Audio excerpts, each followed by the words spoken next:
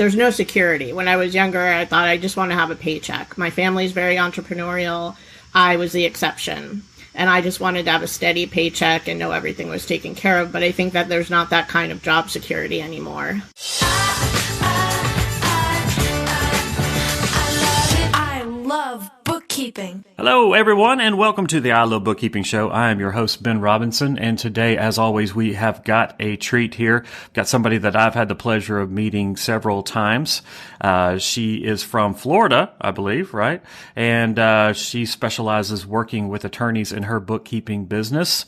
A really fun fact about her, she's got a degree in Russian history, which helps her tremendously with her bookkeeping business. Welcome to the I Love Bookkeeping Show, Randy Ballen. Thank you. So let's just get started off here. Why the heck did you major in Russian history?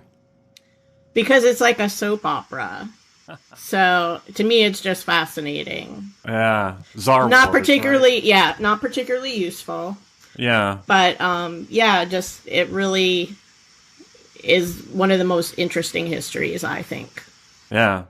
It's it's funny because when I was in college, I took Chinese history. I took 3 semesters of it, and it was fascinating as well, and not something that most people take. So, yeah, Dr. Larson, if you're out there listening, best instructor I ever had. If I could teach like him, if everybody taught like him, it'd be great. But so you started your bookkeeping business. I noted on the application, you said you started becoming an entrepreneur, started this business after the age of 50. Is that correct? That is correct. Okay, and if you hear mowing going on in the background or a blower or something, that's just going to have to be in there. It's one of the perks of working from your basement. So what made you decide to, to go out on your own and no longer work for someone else? What was your motivation there? I had been working in a dance studio and for a nonprofit ballet for almost 10 years. And then things went a little awry. And I thought, I've been laid off twice and then this. And I thought, there's no security. When I was younger, I thought I just want to have a paycheck. My family's very entrepreneurial. I was the exception. And I just wanted to have a steady paycheck and know everything was taken care of. But I think that there's not that kind of job security anymore. So if there is no security, then I might as well count on myself. That's the only person I can really count on at the end of the day. So was this an easy decision or was this something that you struggled with? It was something that was completely unplanned and just spur of the moment. So I think there wasn't too much time to really get too worried about it. I just had to make a decision on what to do. I knew I wanted more freedom, to be able to see my family, to be able to do things. I've always worked jobs that are like 6-day-a-week jobs. So really wanted to be able to set my own schedule a little bit more. I got you. And you probably saw the guy in the background floating out. So, yes, distractions galore here this morning. Normally they are here earlier. Yeah, and, freedom, define freedom in a day-to-day setting for you? Like, what is something that you get to do in your business that you were able to do before? So, for example, my son recently moved to Orlando, and the other night he was like, do you want to come meet me for lunch? Completely unplanned, and I could do that. Rescheduled a couple things, and I was gone. I don't have to ask permission. I can take my work with me if I need to, or I can just take the day off. So that to me is exactly what I wanted out of this. Absolutely. It's not the monumental things like taking the month off, going to the beach and laying out there sipping pina coladas, although that would be nice. But it's really just those things, just like you said there, being able to do that. And for a lot of people, if they have younger kids, being able to do the same thing, go to elementary school while they still would want you to have lunch with them and not high school where you would embarrass them. Okay, well, good. So how many clients do you work with approximately? Depending how we count, about 15 to 20. Okay, 15 to 20. And your niche is? Attorneys. Your niche is attorneys. How did you settle on that niche? You told me I needed to find a niche. Okay. And then I spoke with Ross, and then that was what we came up with. I have clients in all different fields. I very much like attorneys. I very much like nonprofits. I kind of like the compliance-driven stuff. Although I'm developing a new appreciation for the simpler ones. Oh, yeah. Something to be said for that. Absolutely. What's your favorite thing about the attorneys that you serve? I like I like the little bit more challenging accounts most days. And we were asked to think about like, what's your favorite client? My favorite client is absolutely one of my attorneys who's been with me for a while. And just, I feel like I'm doing an extra service because it's so important that their accounts be kept correctly. Trust accounts are the number one reason attorneys are disbarred. So I feel like I'm really doing the most good that I could do. Yeah. I didn't know that. That's the number one reason they're disbarred, huh? Yeah, and usually not on purpose. They just don't know. Yeah. Yeah, that does not sound like something that's fun, being no longer able to practice. Yes, so a very important element there. Okay, well, good. Before we kind of switch over to the challenge that you have that nobody else has, Randy, because I know what it is. Nobody else is. I don't want to spoil it because yours is so unique. We'll get there in just a second. But for anybody thinking about starting their bookkeeping business, if they've made the determination that this is good for them, what advice would you give to somebody that's kind of on the fence, that knows it's a good fit, but just hasn't made that move yet? Is there any sage advice you can give? Well, anybody that is on the internet at all, I think, knows that I'm a big fan of Bookkeeper Business Launch, Bookkeeper Launch. For me, that was what enabled me to do this. That was what gave me the security that I needed to know that I wasn't out there entirely alone, that I didn't have to reinvent the wheel. It also prompted me to develop these other relationships that I have. I have very strong ties with other local bookkeepers. We meet up once a month. For me, being an entrepreneur is such a roller coaster, and I feel like this really helps limit the lows. Yeah, you're absolutely right. It is a roller coaster.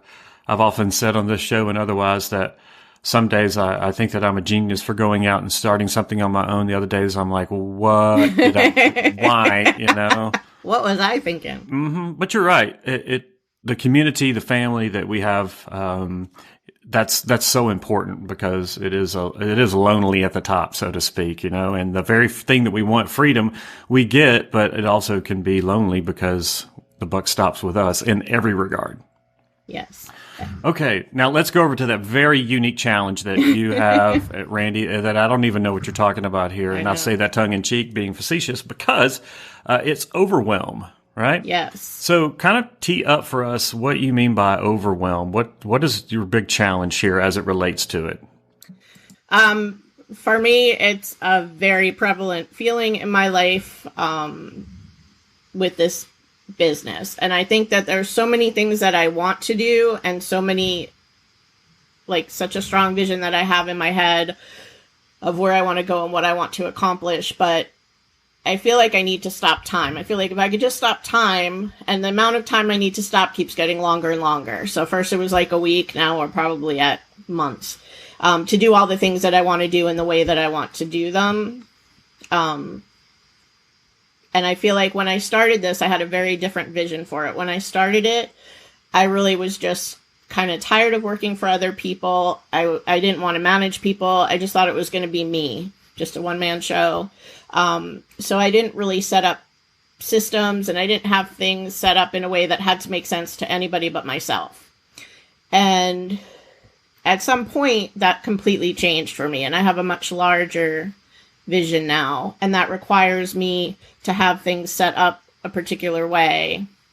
And so that's kind of the gap for me, is I'm busy with client work, but I also need to get this other stuff done, and it is kind of overwhelming. And it's kind of weird to me, because actually in my previous life, that was something I was known for, having skills and organization and systemizing. They would send me to problem stores to fix them, which generally meant creating systems.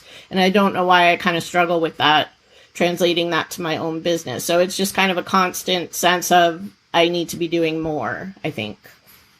Ah, yes. Well, join the crowd, preaching to the choir here. No, in all seriousness, Randy, this is something I struggle with, and pretty much every entrepreneur, and heck, every person who manages a household or has to manage themselves, they struggle with this. And it's ironic that we're talking about this today because just yesterday we were filming a series on productivity for Bookkeeper Lab. And, I go through and I read stuff and it's mainly from my experience. It's mainly from things that I have done wrong that I progress forward. And so every time I do something wrong, I don't look at it anymore like, oh crap, that's a mistake. No, that's a way in which I grow. It's a necessary pain. But what it really boils down to, everybody who talks about productivity, which is kind of the antithesis, if you will, to Overwhelm. It's not about doing more in less time. It's about doing less in less time, right? And I know that you've gone through the ability, and we've talked about the exercise where we talk about your unique abilities, right? Where you really focus on the things that you're good at. You focus on the things that you provide the most value to your clients. You focus on the way in which you make the most impact. So what are your favorite things to do in your business? I think that my unique abilities really have to do with client relationships. Okay. And building that, having conversations with them. I feel like I'm able to explain things to them in a way that they can understand. And I really, for my business, I have only clients that I really like to work with, that, we do have relationships with, which, I know you preach a lot that, it's a relationship business, and that's what, provides the security for the business, is that I do have relationships with these people. They value the work I do. They value me as a person. So that, I think, is my number one thing. And that's the part that I feel like I would like to continue doing that part. And then the day-to-day, I feel like there are people that could probably do it faster than me. I'm not a technophobe, but it's a little bit of a harder road for me. Okay. All right. So here's an exercise that I want you to do, and I want everybody to do that's out there with Overwhelm, is that I want you to find 1 hour a week. I want you to find 1 hour taking stuff that you're doing now and either stop doing it, hopefully, right? Or delegating it out to someone else. But I want you to start by finding yourself 1 hour a week. Okay? 1 hour a week. Because overcoming overwhelm, that's what you said. Overcoming the overwhelm, it's all about intentionality. It's all about setting aside time for the important things, the things that are going to help you gain back other time. This is a snowball effect. And the reason that I say 1 hour, there's nothing special about that. It's just attainable. It's something that you can say, all right, I spend 15 minutes a day going through crappy emails, and it should only take me 2. Okay, well, if you were able to offboard that as I did, then you've just freed up for yourself 15 minutes times 5, right? So 75, that's an hour, 15 minutes. Say it takes you now 15 minutes. You've just freed yourself up an hour, right? And how do you do that, right? There's a couple of different ways. There's automation that you can use. Then there's things like a virtual assistant. But before we get too far down the road, I think that what you do is you say, what are the things that I need to stop doing? Make your stop doing list. That's one of the things that I think is critical. We all have a to-do list, and to-do lists are good, but I think more important than that is a not-do list, a do-not-do list. And when you list all the things that you do out right now, and then you say, no more, I'm not doing this. This is not going to be done. Keep this do-not-do list in front of you at all times, and as you're making your to-do list for the next day or the current day, compare it, reconcile it, and go, hey, I just put this on there. I can't do that. Right? Now, it might not be able to happen overnight, but what you can do is you can make a plan to say, okay, what is the easiest thing to hand off? Okay, going back to the email, what are the least technical, and I don't mean that from a technology standpoint, but you don't want to hand off doing year-end journal entry, adjusting journal entries at first, right? You would want to hand off email, or you would hand off phone calls or administrative duties or doing orders or whatever the case may be. For everybody, it's different. And just by doing that, because let's say you have to pay somebody even $25 an hour, $30 an hour to do this. Well, I guarantee you that the other stuff that you do when you manage relationships is worth a heck of a lot more than $25 or $30 an hour, right? Absolutely. And I actually, I have a contractor that I use from BBL, who I was just fortunate to get somebody who could deal with kind of my craziness and not having the systems in place. And then I just finally found a VA. So I agree with that entirely, that's the best money spent. But now I'm kind of faced with figuring out how do I hand off stuff to the VA. We're still at the point where it's kind of making work for me to. Okay. So explain. Here's what you do on that. Do it, have her on like a screen share and just do it and walk her or him through it. And you accomplish it. It's kind of like what we talk about in processes, right? Documenting those. You got to do it anyway. You got to show them how to do it. So just like do it and speak it. And while you're doing it, they could ask questions and all that. I think it's kind of better to do it and then go back and let them watch the recording and then come back and ask questions. Because this way they get to see you. And then next time you can flip it and you can watch them and you keep this recording and it's one little task so that you could go, all right, it's morning time. Hey, Sally, this is how I go through my email. So watch. All right, this is what I do, blah, blah, blah. And she goes, oh, okay, now I see. And then the next morning you go, all right, Sally. And maybe you do it for a couple of mornings. Right. The more complicated it is, the more that you're going to have to repeat it, right? So just people understand. But on something like that, it's pretty simple. So just do it and bring your VA on with you or your contractor. And now they know how to do it. And you record that. Right. That's the key to everything is recording that. You can even give it transcribe, but for task things like this specific, I don't think you have to do that. I think you just watch it. And so she can go back and she can look at it and go, oh yeah, that's what I do. That's what Randy did here. That makes sense? Yes, that makes perfect sense. Okay. All right. So, how many, you need to answer the phone back there. No, I forgot I have a landline and it's ringing in the background. You have a landline? I know. What is this, 2004? It is. Florida is land of hurricanes, so landline's kind of a handy thing to have. Yeah, that maybe a little bit. Yeah, so that's, all right, we'll give you a pass on that one, Randy.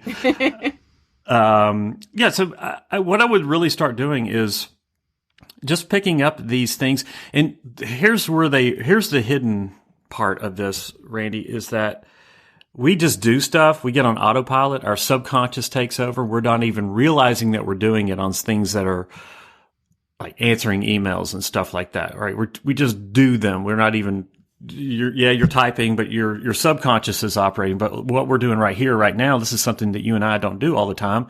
So we are very conscious. We're very aware of what we're doing, of our surroundings. We're not letting our minds wander, hopefully, unless it's landscapers in the background. But what we want to, so what we want to do is we just want to start offboarding those things one at a time. And my first goal, your first goal, is to get yourself an hour. Okay. Now, what do you do with that hour? Okay. So that's the second part of this.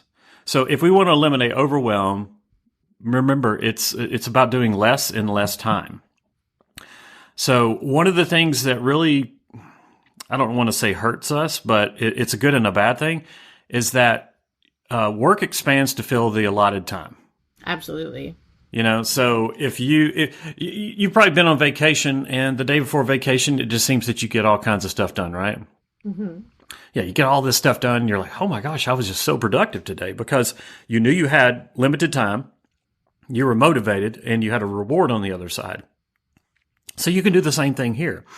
But what we have to start doing is we have to be very aware and very guarded in the amount of time that we allow for certain tasks. So what we have to start doing is say, all right, this is how long this takes me right now. How long should it take me? Where is the inefficiencies? But with that extra hour, going back to that whole thing, with that extra hour, that's something that you need to do is either relax, do something fun, go have lunch with your son in Orlando, and then maybe split it up also in doing things that it's going to eliminate those other things that you do. Think time, right? Big think time. Asking yourself. I think a lot of our success is asking ourselves good questions. I've got a list over here. So the thing I'm on to now, I got a book of questions. I've been Googling it, but I've got right here, like questions that I ask myself, right? Like, what is my one thing right now? What is the big thing standing in front of my success? What is my 20%, the Pareto principle, meaning, hey, what's the 20% of activities that I do that create 80% of the results here? Asking myself these questions and thinking and being quiet, unplugging the phone, literally in your case. And, no, but in all seriousness, just thinking through these things because, while I can give you anecdotal evidence and all of that, at the end of the day, it's you going, okay, this is what I need to do. This is what I need to get rid of. This is how I need to offboard this. But it starts with just that 1 hour. And then that 1 hour becomes 2 hours. And that 2 hours, obviously there's a point at which, you can't get all of it back. But you can get to a point where you gain a significant amount of your time back. But one thing that I would keep in front of you, in addition to that don't do list, is it's about doing less and less time. So fewer activities and giving yourself less time to do them, not to where you get to be, reckless with the task. But, normally if it takes us an hour, we're probably checking email, on Facebook and, stuff like that. Not bad things, but things that are distracting. We have task switching, which kills us, right? And so that hour activity probably should take you about, 32 minutes. And there's a lot of, and I'm speaking from personal experience, not you, Randy. No, it's but for me, yeah. And really starting to be judicious about the amount of time that we give ourselves. And the great thing about that also is that now we set a standard for the people who are going to be doing that in our place. Because if it was taking us an hour and we really should have taken us 32 minutes, well, we're going to tell them, hey, this should probably take you about an hour. So work expands to fill the time allotted to do it. Right. And so they're going to do the same thing. And, and so, well, let me stop right there. Does that make sense so far? No, that makes perfect sense. One of the things that, as I get down my entrepreneurial journey, is that I realize the less that the fewer unique abilities that I have, the fewer things that I can truly do, that I thought 10 years ago I could do it all, that I had an S on my chest and, I was Superman, and now I realize I'm a super idiot, for thinking that way, right? I was not good. But we do have all of these plans, and I'll just show you this right here. And for those of you who are listening, obviously you cannot see this, but these are all businesses or models or products or stuff that I want to do. Yes, I do write things down. And, these aren't like, hey, pick up the dry cleaning. This is like, hey, develop the little biz site that we're working on. Right. These are big things. And I go, oh my gosh, I'm not getting all of this done. It comes in due time, right?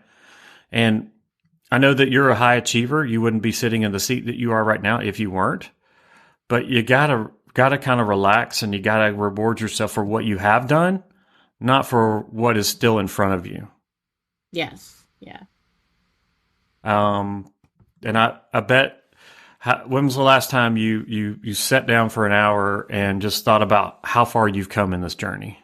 That would be never. Okay. All right. I think about it a little bit every day. For me, I say this has been life-changing, and it really has been. My whole personality. I'm very introverted, didn't like to drive places, didn't like to go any place with crowds, talked to very few people, just was very introverted and happy by myself. And when I started this, I think I thought that's what it would be. I would be at home in my pajamas in front of my keyboard, just doing all this stuff. And then that wasn't working for me. I realized early on I had to go out and network and meet people.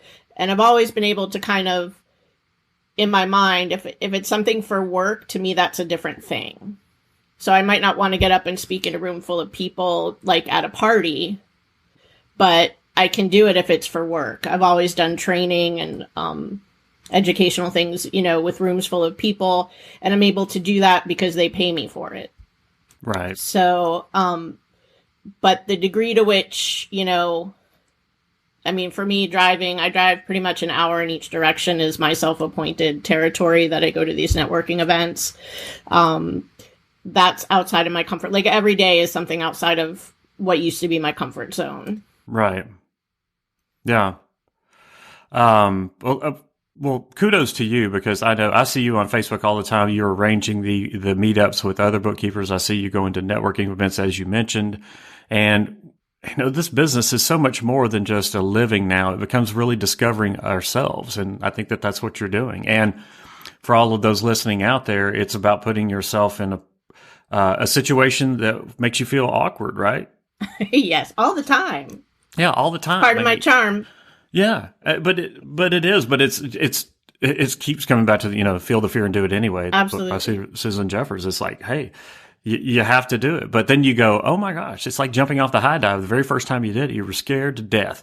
And then you're like, oh my, but you still going up to the high dive. I would still get nervous today, but I would do it, right? Yes, definitely. It's never 100% comfortable, but it's not anything like it was in the beginning. And there's so many benefits that I've gotten from it that outweighs the little bit of discomfort that I need to overcome. Yeah. So just to kind of recap here, Randy, first of all, do less. Okay. Yeah. Don't do more. You can't stop time. If you figure that out. Very disappointed about that.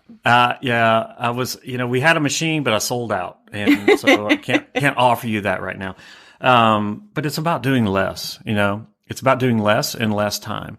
It's about really being, I don't want to use the word discipline, but it's really being like an outside advisor to yourself on what it is that you're doing. And probably the last little thing, obviously make that don't do list and keep it in front of you. Write down it's about doing less in less time so that you can do the things in life that you enjoy. Like for me, it's about doing less, but one of the things I really, really enjoy is building businesses.